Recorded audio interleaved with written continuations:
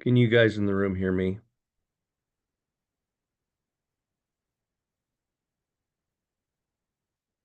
Because I can't hear you, Mylene. I can hear you. This is Okay. Laura. All right. Well, you and I can have a meeting then.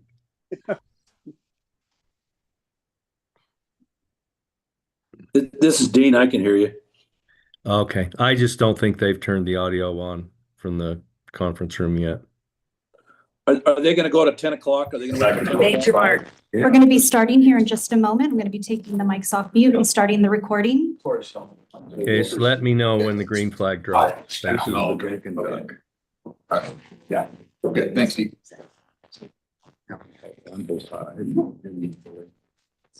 Chairman Raybould, when you're ready. Okay. All right. It looks like we're ready to convene the Water Supply Management Committee number 1-26. This meeting is originating at the Water Center in Boise with participation online, and it's being live streamed on YouTube, I believe.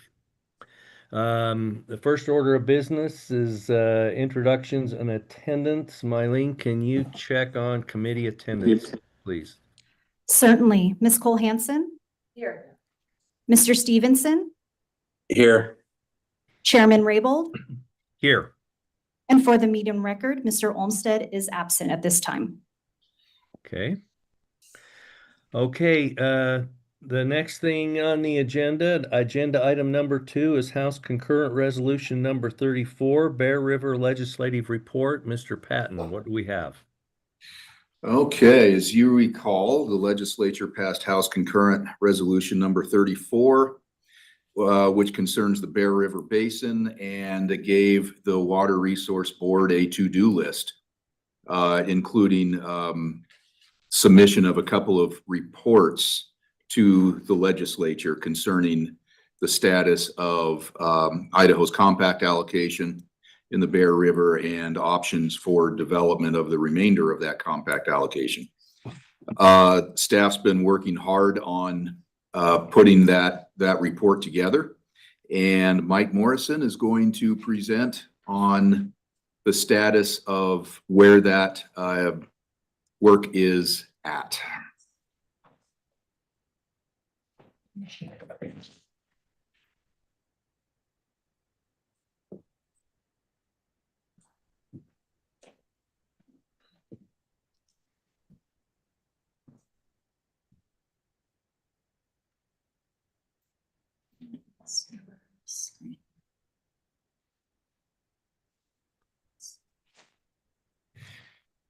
And give us just a second while Mike's presentation is being pulled up on the screen.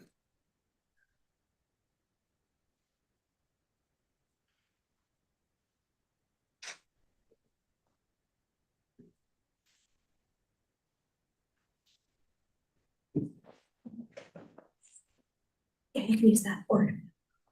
Okay, Chairman Raybould, Yes. committee members and other members of the board, thanks for giving me a few minutes to update you on the progress of the report we are preparing for in response to House Concurrent Resolution number 34. And you're probably aware of this, but the board has been directed by the Idaho Water, or the board has been directed to prepare 2 reports. The first report is due June 1st. That's coming up pretty soon. Second report, we got a little bit longer on it. That'll be September 30th, 2026. And really, I'm just going to talk about the first report because we haven't done anything with the second report yet. So Mr. Patton actually kind of went through these things, but this is what the slides are going to talk about. First is a description of the current development of compact allocation waters for Idaho and Utah. The second is the frequency and timing of water supplies in the lower division that are available for further development. And finally, we're going to talk about preliminary opportunities for further development of Idaho's compact allocation waters. And like I said, this talks about the second report, but haven't done much with it yet. So these are Idaho compact allocations and depletions. And I'd like to thank Mr. Geisler back here for preparing this for us. But The Bear River Compact divides the river into three divisions. There's an upper division, a central division, and a lower division. And Idaho doesn't have any compact allocation in the upper division. We just have compact allocation in the central and lower division. You can see we don't have a whole lot of allocation in the central division, just 2,000 acre feet. And of that, we've already used about 1,153 of it. So we've only got about 847 left. Really where we've got an awful lot of water, or at least allocation left, is down here in the lower division. Idaho has first right on the next 125,000 acre feet. After that, the state of Utah can use the next 275,000 acre feet. Draw your attention to a couple of things. We still have of that. Idaho has about 108,000 acre feet left in that allocation. Utah, interestingly enough, because they've been turning farmland into development, they actually are using less. If they've actually been going the other direction, they've actually used less than their previous allocation. So another one that Mr. Geisler put together for us. This right here is frequency and timing of waters. This right here is at the Utah state line. And one of the things that you can see with this is that we do have these really large events occasionally, but for the most part, the average is down here less than about 1,000 acre feet per day.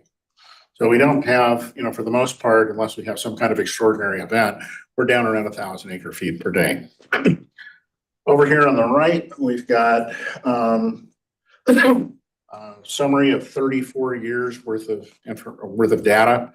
And if we had had an additional 25,000 acres of reservoir space, we could have used that 25,000 feet in 17 of those 34 years. So about half of the time we could have used that. Going down here to 100,000, remember we've got about 100,000, I don't have a cursor there, but we've got about 100,000, 108,000 acre feet remaining on our allocation. We could have used that about 7 or 21% of the time. So in about 7 or 21% of the years, we would have been able to store that and maybe do something with it. We could have carried it over to the next year. We might have been able to use it that year for something. So this kind of gives you an idea of how much water we've actually got. So just because we've got an allocation for it doesn't necessarily mean the water is there every year for us.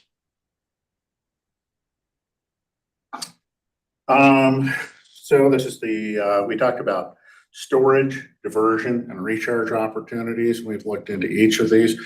For the most part, we've gone back and done a historical dive on different things that people have suggested in the past, but we do have a couple of new ideas in here also. As far as any of these go, it's important to realize these are generally not consumptive use, at least not the storage opportunities are not consumptive use. What they do allow us to do in the Bear is perhaps grow a different kind of crop. They may extend the crop season a little bit so that we can grow a different kind of crop that might be a higher value crop, or maybe put into production a few more acre feet, a larger number of acre feet out there. So really the storage opportunities are a way maybe to enable more consumptive use. We also have a couple of diversion projects here. One that's been proposed and batted around for a long time is the Bear of Portneuf. And that's an interesting one because there's only really, depending on which way you go exactly, 20 to 40 feet of rise that you have to go up. So, small pump station. Actually, it's not that small. Pump station. And then it's pretty much a steady slope down to the Portneuf. So we've looked at that and came up with some costs for that. And the issue there is Portneuf may not be big enough to support all that additional water. We may have to do a lot of work on the Portneuf. The other one that's interesting is we're actually fairly close to the Blackfoot, and we could divert water into the Blackfoot. Of course, that would go on down into ultimately to the Snake River also, but that's a much higher lift, and that would be really costly to do that. But that is something that people have suggested we look into. And finally, we've got aquifer recharge. How much higher is that? What's that? How higher is it? Goes to close to 400 feet. Yeah, it's yeah. So it's a pretty good lift on that. Depending on how much water you put out there, you could have some pretty big power bills every year. So big pumps too. I guess I am the chairman. This is Jeff, Mike. Is right at the top of the screen, in the center of the screen, is that lake, is that Gray's Lake, or is that the Blackfoot Reservoir? This here, No, further up, right at the very top of the, yeah, right there. that's a Blackfoot Reservoir. Yeah. Okay. Okay. All right. Thank you. Yeah, it looks, from the map, it looks right like it's right next door, but you have to go way up and then back down again. So it would pose some engineering challenges. Yeah. Okay, so anyway, another use out there is aquifer recharge. Aquifer recharge. We're going to talk about that in the report, but we might be able to divert the water into aquifer recharge. The nice thing about that is that general with aquifer recharge, water can be carried over from one year to the next pretty well. So one other thing to note, going back to storage, I should have brought this up before. Bear Lake is about, most of you are probably aware that not all of Bear Lake isn't really being built to capacity. And the reason is they like to have that headspace in there so that they don't flood people downstream from it in case we've got one of these big exceptional rain on snow events that causes a lot of water during the spring. And so over here, if we're going to do something with Bear Lake, if we're going to use some of that capacity, there's around 450,000 feet, acre feet. We're going to use some of that. Way over here in the Gentile Valley, we're going to have to do some kind of flood remediation, anywhere from purchasing easements to flood every now and then to maybe some other work. We're going to have to do work over there. So these two projects really are kind of paired together. Let's see. This is the same. These are most of the same projects. We don't have the aquifer recharge. I'll explain that in a minute. But these are kind of a list of the same projects. And this is my best reckoning on how much it's going to cost for each one and what kind of timeline you'd be looking at to get permitting and construction and do whatever work needed to be done on it. And managed aquifer recharge. Just from everything we've got, and this is something that Mr. Anders put together for us, and he's actually got a lot more information on this than I've got here. But depth of groundwater delivery systems, the geology, the retention time of the aquifer, all of the preliminary information about it says it could be a good idea to look at aquifer recharge in the area. Problem is we don't have the in-depth studies that we would need to do siting or to find out just how plausible it is. Let's see, but conditions are pretty favorable for it. And I guess with that, I'll stand for questions. Okay, committee members, any questions for Mr. Morrison?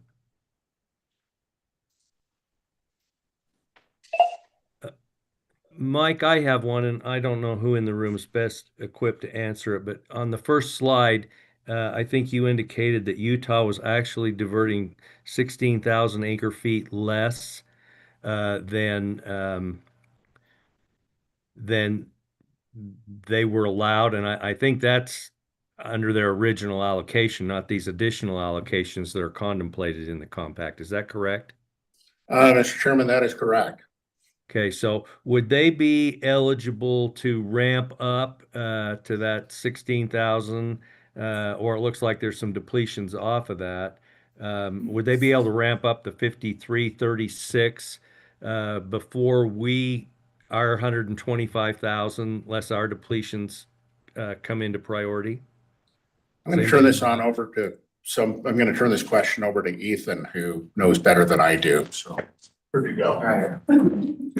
So yeah, Chairman Raybould, so these data are from the 2019 depletion study that the Bear River TAC Technical Advisory Committee did.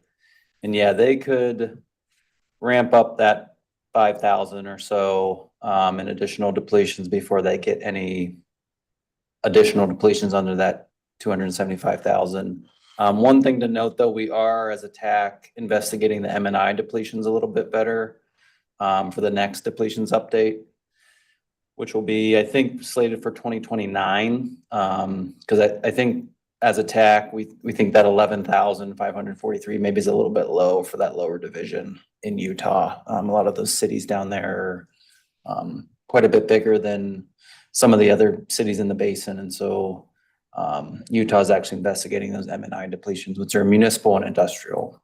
So mainly that municipal water. So I think that'll, that's probably closer to even whenever we redo that. But yeah, to answer your question, they'd have to dig into that negative 5,000 before it starts to dig into the 275. Right, but do they have, is there, as you're currently reporting, is there 5336 in a senior priority to our 125? I don't believe so. I think in the compact, it says first right is for Idaho water. Well, I guess the 5365 would be under their, that's a good question. I'm not sure. It's under their original allocation is the Yeah, it would way be under I'm their reading it. original, yeah, under their original allocation. I would envision that's the case, that it's prior to our 125. But we can maybe get clarification on that. Okay, because that might factor in any decisions that the state of Idaho may want to make. Yep. Okay, committee members or other board members, any questions for the presenters? Mr. Chairman, this is Mark. Yes, go ahead. You probably are aware, but Utah's in the process of looking at a data center out west of Fremont and using a creek out there for the water supply for the proposed data center. That's getting lots of publicity in Utah, and I saw it the other night on the Idaho news. But that's got the Utah folks stirred up, is affecting the Great Salt Lake. So just heads up on that. Yeah, I seen that on the news as well, Mr. Gibbs. And I don't know how much of what I heard from that public meeting that was broadcast is accurate, but they were talking about that water being tributary to the Great Salt Lake, and it would impact the Great Salt Lake, as I understand it. The water that would be used by the data center. That's got them stirred up a bit. Yeah. Okay. Okay. Anybody have anything else? Mr. Chairman, this is Dean. Yeah. Well, Mike, where do the divisions, where's the central division start and the lower division? Where's the dividing line on those divisions?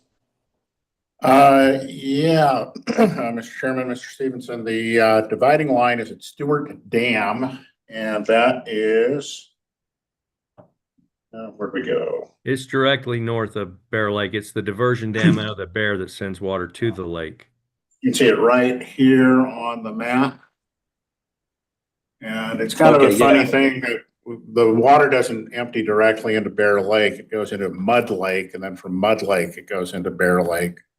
And so it's kind of there's a series of channels and an open lake to get it there. Okay, so that's the dam we went to, I think, when we did our tour down there. And so the lower division goes all the way from Stewart Dam to the state line. Is that right? No. That is correct, sir. Okay. No, the lower division goes all the way from Stewart Dam to the Great Salt Lake. Oh, okay. I'm sorry. Yeah, for Idaho, it goes to the state line. Yeah. But, Okay. All right. Mr. Raybould is correct. Okay. Thank you. That's all I had, Mr. Chairman. Okay, and when do we have to finalize this preliminary report and submit that to the legislature, Mr. Patton? Would you refresh my memory on that? Mike, can you go back to your slide that contains that? So the June first 1st. report is due June 1st, and we are going to have you a final draft by this month's board meeting.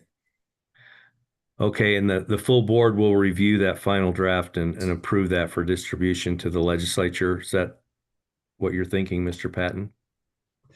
Yes, that is our plan, Mr. Chairman. Okay, anything else on this agenda item? Okay, I'm not hearing anything. The next agenda item number 3, Idaho Water Resource Board Palisades Storage Release and the Swan Falls Agreement flows. Who's Yeah, gonna Matt cover that? Andrews will discuss that item, Mr. Chairman. Give us just a second while we take down Mike's slides and put up Matt's. They want that. Okay, Mr. Patton, I'm looking at my footnotes on the agenda and it talks about an action item for agenda 2, but I think it's premature to make a recommendation on the draft report if we're going to have a final report that could just be presented to the board at the May meeting. I believe that's correct, Mr. Chairman. We were just hoping to, make sure that we're on the right track with what your vision of that report is. And it sounds like we are. Okay, very good. Okay, moving on. Mr. Chairman, members of the committee, my name is Matt Andrews. I'm going to talk about the Swan Falls minimum stream flow this year. So the way I've structured my presentation, I'm going to give a little background on Swan Falls and the hydrology, and then we're going to dive into 2026 and talk about what's happening. So Swan Falls Dam is on the Snake River, located about 40 miles south of Boise. It owned and operated by Idaho Power for generating hydropower. For a little dam out in the middle of nowhere, it has been the center of quite a bit of litigation and quite a bit of action on the part of Idaho Power in the state. It went all the way to the Supreme Court, the state Supreme Court, that water right there is not subordinated, meaning it can make a water call on juniors upstream, which there's a lot there. There's books written on this, so I'm not going into it today, but if you have interest, there's quite a bit out there. The other thing is this is the dam that initiated the Snake River adjudication, which is about 30 years of work for the department.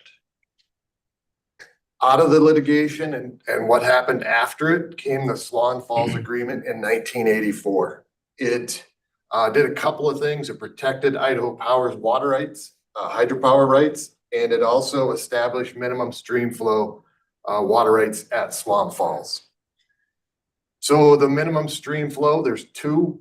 During the non-irrigation season, it's 5,600 CFS, November 1st to March 31st.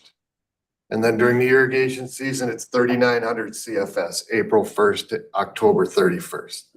And in the agreement, it says that we're going to calculate the actual flow conditions.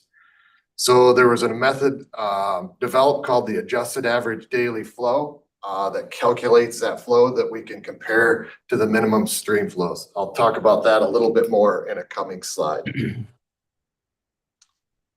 So let's get into the hydrology of why and what is the inputs and outputs of this reach of the river. So the reach that we're concerned with here is from Milner Dam to Swan Falls Dam. So the first input is Milner Dam itself. There can be flow at times over Milner Dam. Other times there will be zero flow at Milner Dam. There is flow from the Eastern Snake Plain Aquifer in springs between Milner Dam and King Hill. There's several tributary streams and rivers, the Malad, the Bruno, Salmon Falls Creek, and Rock Creek. And then there's something we refer to as the Southside returns. These are the return flows from Twin Falls Canal Company. They divert at Milner Dam. They irrigate with the water, but there's some left at the end of their system that returns to the Snake River. We refer to that as the Southside returns.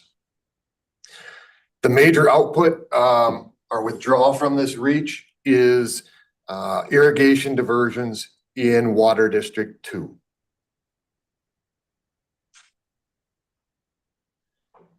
So the adjusted average daily flow is how we calculate. It's the number that we use to compare to the minimum stream flow.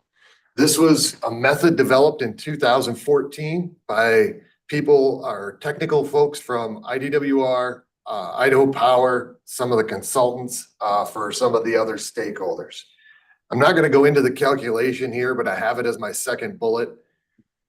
The way this is structured is it takes the flow, what we refer to as the Murphy gauge, which is immediately downstream of Swan Falls, and it makes some adjustments for the reservoirs for Idaho Power's power plants between Swan Falls and Milner Dam.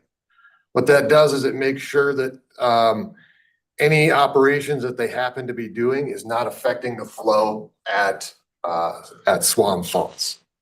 The other thing we do is we adjust for if Idaho Power is moving its storage out of the upper Snake past Milner Dam, which often happens in July, we remove that from the calculation as well.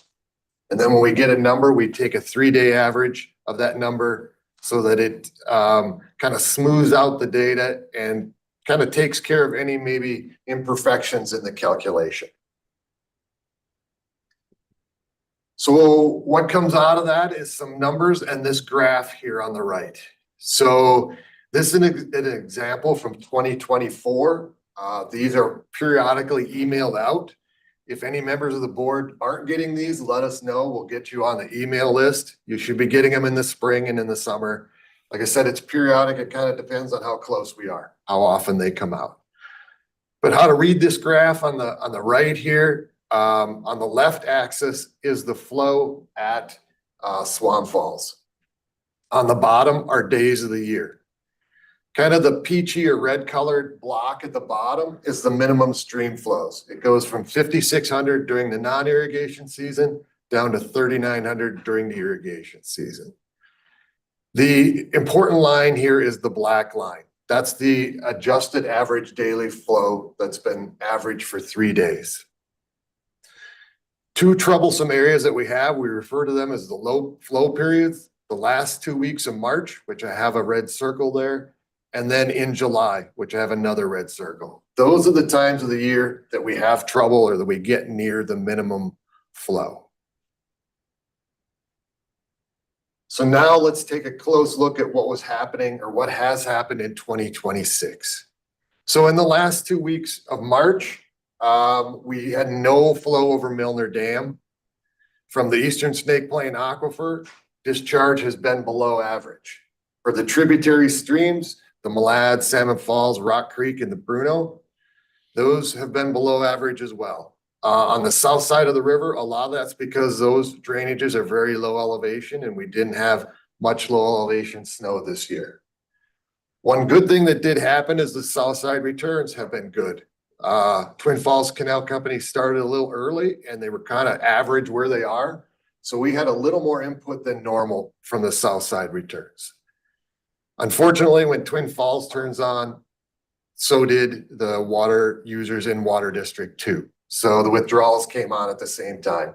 Water District 2 started a little earlier than normal this year and pretty much at average where they are. So the withdrawals were a little more than what we would normally have. The result from that is the adjusted average daily flow in the last couple weeks of March went below 5,600 acre or 5,600 CFS for 6 days. The volume of that shortfall is about 2,091 acre feet. This is a preliminary number. It's in the ballpark. I think it's going to move around a little bit in the next couple weeks as they're finalizing the numbers, but it's close. You look at the graph there, I have marked where it went below the minimum, right at the end, kind of clipped the edge of the block there where it drops from 5,600 to 3,900. Something I do want to point out is that we're not out of this for this season yet. The July low flow period is coming. There are two other lines that are on this graph that are important. They're kind of light, but it's the green line in the middle there. That's the median flow from 1981 to 2024. The lower line is a red line, similar kind of a lightweight line. That is the minimum during the period of record.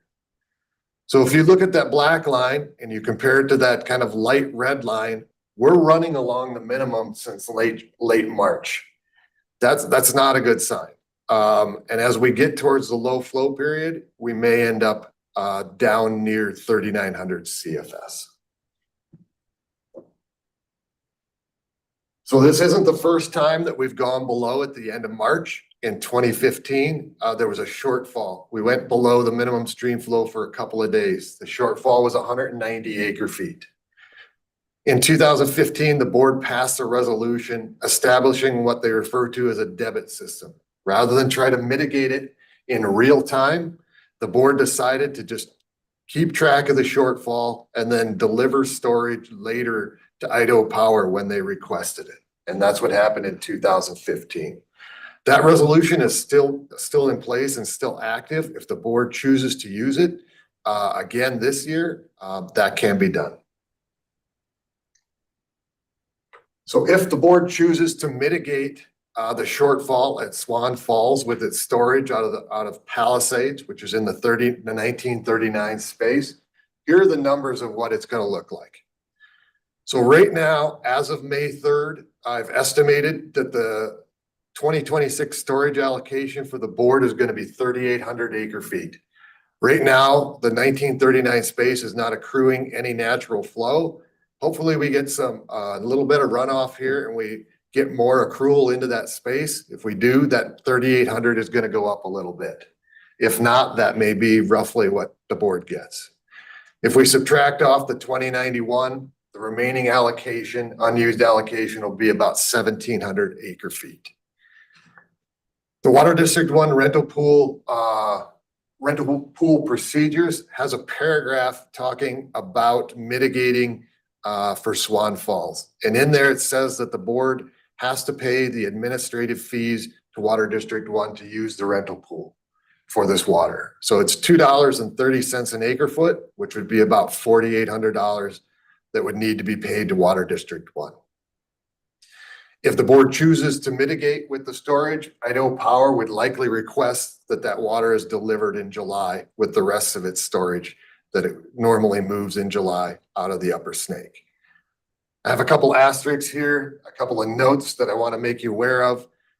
So the 2091 or whatever that number becomes, if the board decides to mitigate the shortfall, that space, whatever it is, will become last to fill in the next water season. Meaning that space will be harder to fill and less likely to fill in 2027. The other note that I have there is on the 1,700, which is the amount of water that would be left after the mitigation. That water would be available either for mitigating a shortfall in July if we happen to go under the minimum, or it could be used for carryover for the 2027 irrigation season. And with that, Mr. Chairman, we can discuss any questions. Okay, committee members, any questions? Mr. Chair. Joanne? So do we have any other options? I have ideas, but Mr. Patton. Well, the board could choose not to release the Palisade storage. Back in 2015, when the board established this debit system, the board viewed this as a stopgap measure until we got to the point where the trust water right holders, those are the holders of water rights that are junior to the Swan Falls minimum flows, got together and created their own mitigation plan. Unfortunately, in the last 11 years, that has not happened. So the board can choose continue on and honor the stopgap measure, or maybe leave the trust water right holders at the mercy of being curtailed. At the shortfall that occurred at the end of March, there were trust water right holders that were curtailed in order to shore up those minimum stream flows. Although at that point, there weren't a lot of trust water right holders that were on and operating. So. Mr. Chair, I have a follow-up question. Yes, go ahead. How many trust water right holders would be impacted if we chose not to use the storage water? So I think we need to, Mr. Chairman, probably need to separate that into two different answers. because there's the shortfall that's already occurred. And there were a number of trust water right holders that were shut off at that point. And what Mr. Anders is talking about is following that 2015 resolution and, replacing that shortfall at a time and place that Idaho Power chooses. We also have the upcoming July low flow period. If you choose not to release your Palisade storage water to cover that July low flow period, I couldn't even guess as to how many trust water right holders. There's several thousand Okay. trust water rights that are out there that are junior to the Swan Falls minimum flows. That answers my question. I think I'd have to go back and look at the number to make sure, but it's many, many, many. Not be a good thing. Thousands. Yes, I believe there's thousands. Okay. Thank you. And just to add to Mr. Patton's comments, the complexity of getting this all accomplished for this season, the department has been doing yeoman's effort to compile a list and get all this figured out. But some of these trust water rights are not even within a water district where they could be administered. So there's lots of problems. And I think a lot of headway's been made since 2015 when the board passed the resolution how to mitigate for breaches of the Swan Falls minimum on an interim basis. But there's still a lot of work left to do. And probably the only option that we have to stay in compliance with the Swan Falls agreement for this year will be to mitigate to the best of our ability using the storage allocation that we have.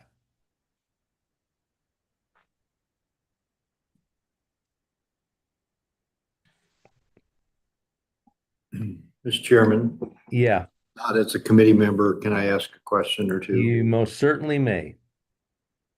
So what is the mechanism that the department or somebody would use to gather together the trust water right holders to have them come up with a mitigation plan for, it's obviously not going to happen this year, but for future events? How do we go about accomplishing that? Is that a department effort? Does that require Idaho Power to make a delivery call? What's the trigger for having that happen, and how does it all come together?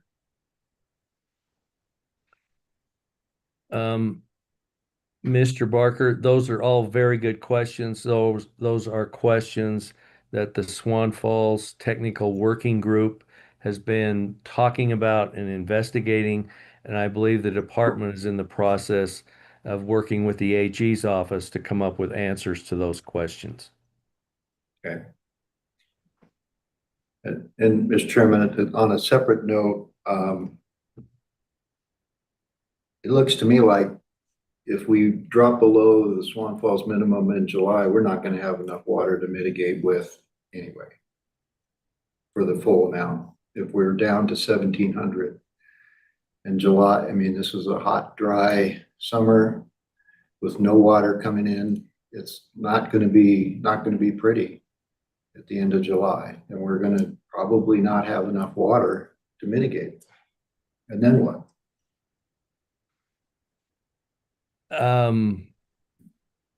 I don't have an answer for then what. Mr. Chair, I'm planning on a timely rain, Mr. Barker. Mr. Chair, on my drive down here, there was some snow in the mountains. I'd like to remain optimistic. But you didn't drive from. No, but I could see them in the distance. Mr. Chairman, Mr. Barker, in the 2015 board resolution that established this credit system, they did recognize that if there is a shortfall, that the board, Idaho Power, could request the board deliver that storage until it's exhausted. That's probably the only reference we have to, what happens in the event your scenario plays out. But they could also ask for curtailment, right? Yes. And as Jeff said, the director is investigating some of those scenarios and sent a letter to the Attorney General's office asking for guidance. There's a number of questions around, does somebody have to make the delivery call, or is it the director's obligation to just go start curtailing trust rights? We found that out in Basin 37. Yes. Yes. And then actually as the owner of the minimum stream flow rights, is it the Water Resource Board's obligation to make the delivery call? So those are all questions that are out there that have been posed to the Attorney General's office. And Mr. Chairman, one more observation. In the Sure. disperse agreement, the tribe has the right to enforce the minimum stream flow. Tribe in the United States. Yes, I'm well aware of that as well. It could be a long summer.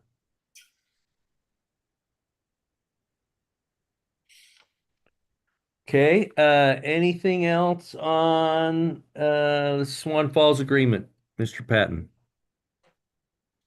Okay, just a couple of things. As I think we've discussed, you and I have discussed previously, a week from today, the Swan Falls Technical Working Group will be releasing the updated Swan Falls summer forecast. So we'll have better clarity of what might occur a week from today.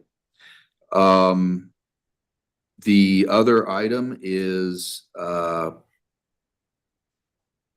we would be looking for a recommendation from this committee as to whether to follow that 2015 resolution. And that recommendation would go to the full board when it meets later this month for its consideration. Okay, committee members, what's your pleasure? Do you want to make a recommendation to the full board that we follow the 2015 resolution? Mr. Chair, I make that motion. Okay, is there a second? I'll second. Been moved and seconded. Is there any further discussion? All in favor, say aye. Aye. Aye. Any opposed? Motion carries.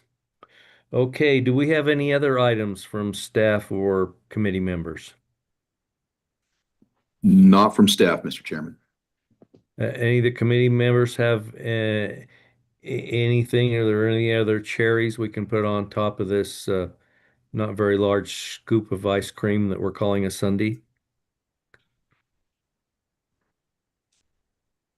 Okay, I think that would complete the business that's been outlined in the agenda for this committee meeting.